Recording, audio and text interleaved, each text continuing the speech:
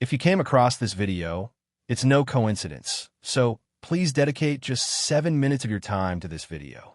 Whoever you are, you need what you're about to hear. I promise you, when this short video ends, you will feel amazing, and what you hear will forever change how you see yourself. Are you ready? An old wise man who went to the forest each morning for deep contemplation had withdrawn into the shade of an ancient tree. At that moment, he heard a crow perched on a dry branch, crying. The wise man asked in a compassionate voice, "Why are you crying?"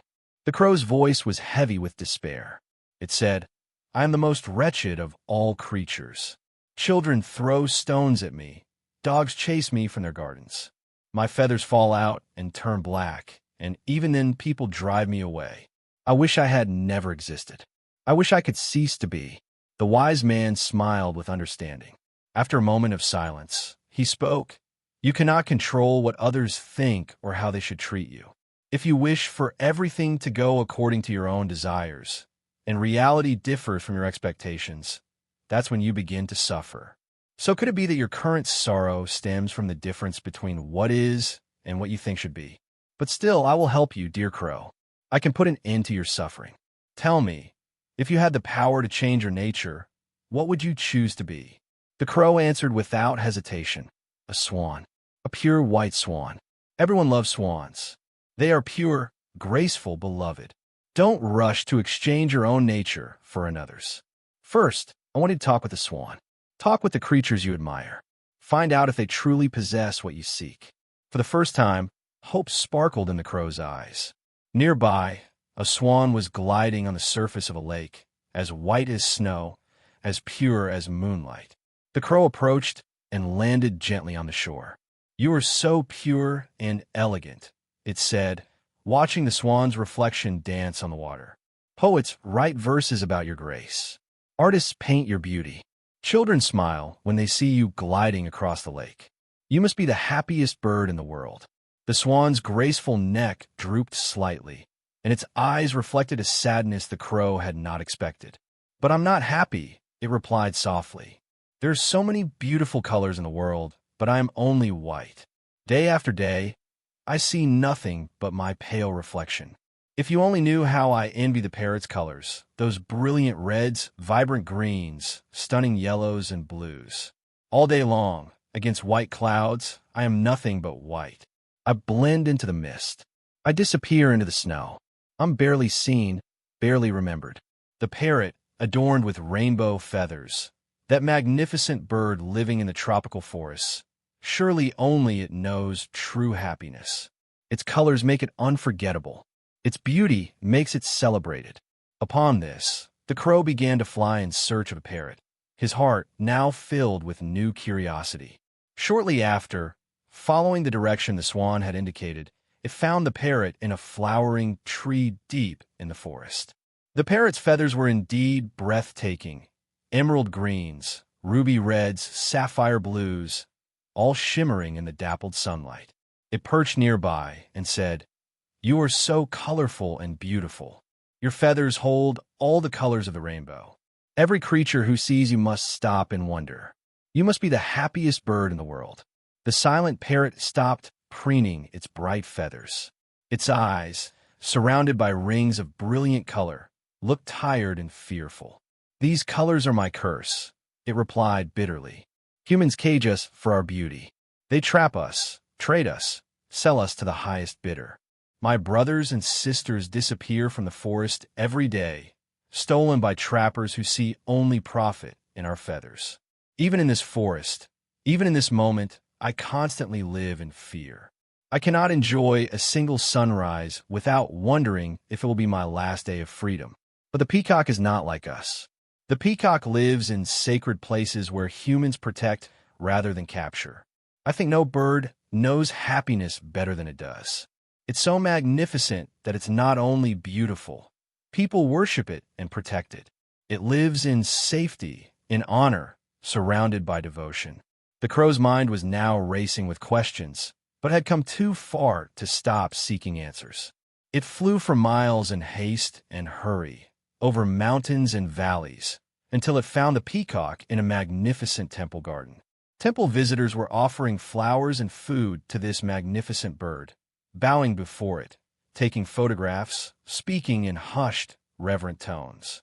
Finally, thought the crow, finally I found a bird that possesses true happiness. Here is a creature both beautiful and safe, both admired and protected. When the people left and twilight fell over the garden, the crow approached the peacock. "Dear peacock," it said with genuine admiration, "you are so beautiful that thousands of people come here every day just to see you. They bring you gifts. They honor you. They protect you from all harm. On the other hand, when people see me, they immediately flee in fear or shoo me away with angry gestures. You must be the happiest bird in the world." But when the crowd dispersed and silence fell, the truth was revealed in the fading light. The peacock was living behind ornate walls. Its feet were bound with golden chains that glittered in the moonlight. Beautiful chains, but chains nonetheless. Walking slowly toward its gilded cage, its magnificent tail dragging behind it, the peacock replied with a voice full of quiet desperation. "I too once thought I was the most beautiful and happy bird in the world. I was born free in the wild forests, and I danced for the joy of dancing. But because of my beauty, I was captured and imprisoned in this cage. They call it worship, they call it honor, but this is a prison of admiration. They pluck my colorful feathers for their ceremonies, and it hurts so much, not just my body, but my spirit. On top of that, they force me to dance on command, to spread my tail when visitors arrive, to perform like an actor on a stage. Do you know what I dream of, dear crow? I dream of flying freely through the forest. I dream of choosing my own path, of deciding when to dance and when to be still. When I see you soaring in the sky, going wherever you want, landing on whatever branch calls to you, my heart breaks with envy. You answer to no one. You bow to no audience. I wish I could be as free as you are." The crow was suddenly stunned, as if struck by lightning. It didn't know what to say. Its entire worldview was crumbling. "But everyone hates me," it cried out, its voice breaking. "I have nothing that others want. I'm plain, I am common, I am." The peacock sighed deeply, and in that sigh was the weight of years of captivity. And that, it said slowly, letting each word sink in, is your freedom. No one envies your feathers, so no one seeks to cage you. No one desires to own you, so no one chains you. No one demands performances from you. Your freedom has wings, dear crow. Your freedom has wings. The crow sat in stunned silence as darkness fell completely. When the first stars appeared, as if no time had passed at all, it returned to the old wise man sitting in the shade of the ancient tree, now illuminated by moonlight. "Now I'm beginning to understand," it said quietly, its voice transformed. "The swan's beauty traps it in endless comparison and dissatisfaction. The parrot's colors imprison it in constant fear and danger. The peacock's magnificence binds it with golden chains of expectation and captivity. But you?" asked the wise man gently, already knowing the answer but wanting the crow to speak its own truth. "I am free. I've always been free, but I couldn't see it because I was looking at everyone else's cage and calling it a palace. I'm free to fly wherever the wind takes me. I'm free to choose my own path without fear of being captured. I'm free to exist without performing for anyone's approval. My struggles, the stones thrown at me, the rejection, these are not punishments. They're the price of my freedom, and it's a price I now gladly pay. This is my being, my existence, my truth, and I should be grateful for it. I should celebrate it." The old wise man smiled warmly, his eyes reflecting the wisdom of countless seasons. "The greatest poverty is not having few things, but constantly wanting more. The deepest prison is not built of steel, but of comparisons, comparing ourselves to others, measuring our worth by their standards. And the strongest chains are made of gold, the chains of other people's admiration, the weight of their expectations, the prison of their approval. Happiness, dear crow, begins the moment we stop wishing to be something we are not. It begins when we stop looking at others and start looking within. It begins when we realize that freedom is not having what others have, but being content with what we are.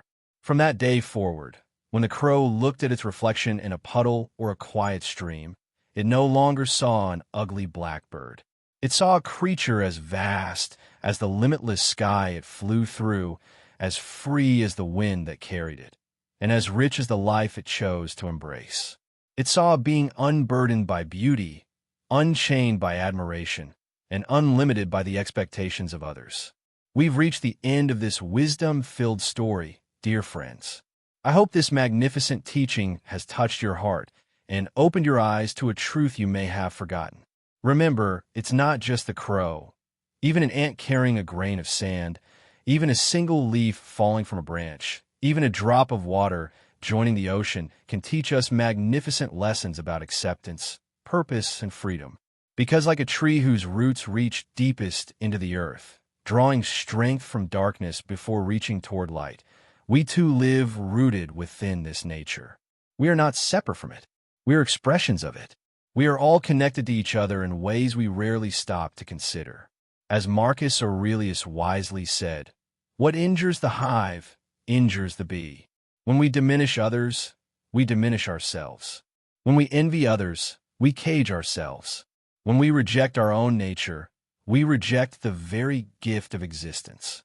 Just like the crow in our story, we can spend our entire lives wishing to be someone else, chasing after beauty we don't possess, colors we weren't given, magnificence that isn't ours. Or we can make a different choice. We can discover who we already are. We can embrace the unique gift of our own existence. Let us be like the crow who discovered itself, dear friends. Let us now understand this profound truth. Real freedom is not changing who you are to match someone else's image. True freedom is not acquiring what others have. Genuine liberation is not becoming what the world tells you to be. True freedom is releasing who you think you should be. It is letting go of the prison of comparison. It is breaking the golden chains of expectation. It is embracing the magnificent truth that you are already enough, exactly as you are. Thank you for watching, and may you soar freely.